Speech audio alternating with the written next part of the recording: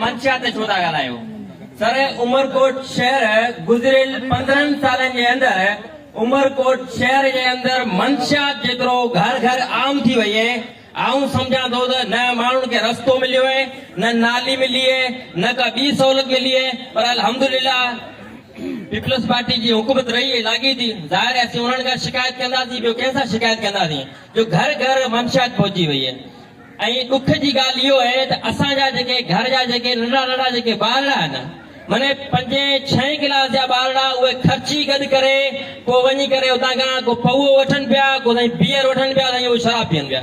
5-6 class जा ॿारड़ा जिन ॿारनि जी उमिरि छा हूंदी 11-12 साल। साईं बुरान साहब वेठो है, ॾाढो क़ाबिल इज़त माण्हू है। साईं जे घर जी घटी ते मिनी गुतो हले पियो, ॿिए शहर खे छॾे ॾियो साईं, सॼे शहर खे छॾे ॾियो। अवां जी आऊं पीपल्स पार्टी वारनि जूं शिकायतूं करियनि, कुझु शिकायतूं अवां जे पीपल्स पार्टी जी जेका उमरकोट जी जेका मेन ऑफिस है, जिते अवां जे पीपल्स पार्टी जूं समूरियूं गॾिजाणियूं थियनि थियूं, उन जे अॻियां हिकिड़ो रोड जो मेन हिकिड़ो विच जो खॾो आहे, जंहिंजे अंदरि कल 3 ॾींहं हिकिड़ी कार वई, उन कार वारे जो नुक़सानु थियो। वरी ॿिए ॾींहुं हिकिड़ो ट्रेलो किरियो, उन ट्रेले वारे जो नुक़सानु थियो। ऐं उहो इन टाइम ते किरियो जंहिं टाइम ते स्कूल जी ट्रैफिक हुई। इहो आहे पीपल्स पार्टी जी मेन जेका अवां जी ऑफिस है, उन जे गेट जी हालत। हाणे इन मां अवां अंदाज़ो लॻाइजो त बाक़ी शहर जी कहिड़ी हालत हूंदी। हींअर नयो रोड ठहियो आहे जेका छाछड़े रोड वारो, जूने जा पेट्रोल पंप खां वञो ख़ालिद सिराज जे पंप ताईं रोड है 1/2 किलोमीटर जो।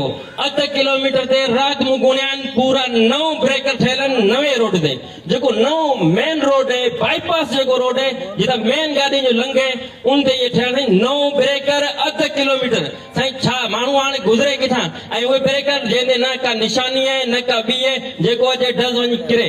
ऐं ॿी ॻाल्हि त म्यूनिसिपल कमेटी वारनि सां शिकायतूं सफ़ाई जूं कंदा हुआसीं, पर उहा शिकायत हींअर अवां सां करियूं था त छो त गुज़िरियल 15 सालनि जे अंदरि सफ़ाई जो नओं अमलो भर्ती कोन थी सघियो आहे। सफ़ाई जो नओं अमली भर्तो के कुछ भर्ती कयो वञे, कुछ नवा माण्हू ॾिना वञनि जो शहर जी सफ़ाई सही थिए।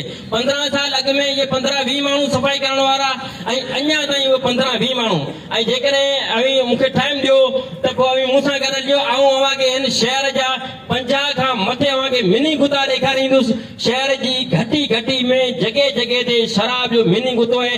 उमरकोट शहर जेको 15 सालनि खां शराब जो घर बणिजी चुको आहे, उनजो सर सवाल पुछो अवां के दोस्त खां पुछो त छा आहे, उनजा ज़िम्मेवार केरु आहिनि, उन ज़िम्मेवारनि खे असीं अॼु शिकायत कयूं था। मूंखे पक आहे महसूब आला में मूं शिकायत कई, मूंखे अमराऊं धमकियूं ॾियण आया ऐं FIR जूं धमकियूं। ऐं हिन शिकायत खां पोइ बि जेकॾहिं कंहिं FIR जी धमकी अचे थी या मूं ते कूड़ी FIR करंदा त सर उनजा ज़िम्मेवार अवां नज़मी साहब हूंदा। अवां जी महिरबानी। एक्साइज डिपार्ट ऐं एंटी नार्कोटिक्स सां कोऑर्डिनेशन में जेको असांखे इंफॉर्मेशन ईंदी आहे असीं कार्रवाई कंदा आहियूं। असां 100 खां वधीक FIR असां हिन साल में दर्ज कयूं आहिनि। सिस्टर एजेंसीज़ आहिनि, एक्साइज आहे, एंटी नार्कोटिक्स आहे, इन्हनि खां असां कोऑर्डिनेशन में आहियूं। जिते इतला अचे थी कार्रवाई कयूं। नो सर, नो सर, आप अभी सर किसी से आप अपनी कार की गाड़ी या पर्सनल कोई अभी भी बैठ चेक करा दें। नो सर, ये इस कंप्लेनेंट से भी पूछ रहे हैं। बात आ नंबर दो, नंबर लो मुझे बताना अगर तुम्हें कोई धमकी देता है क्या।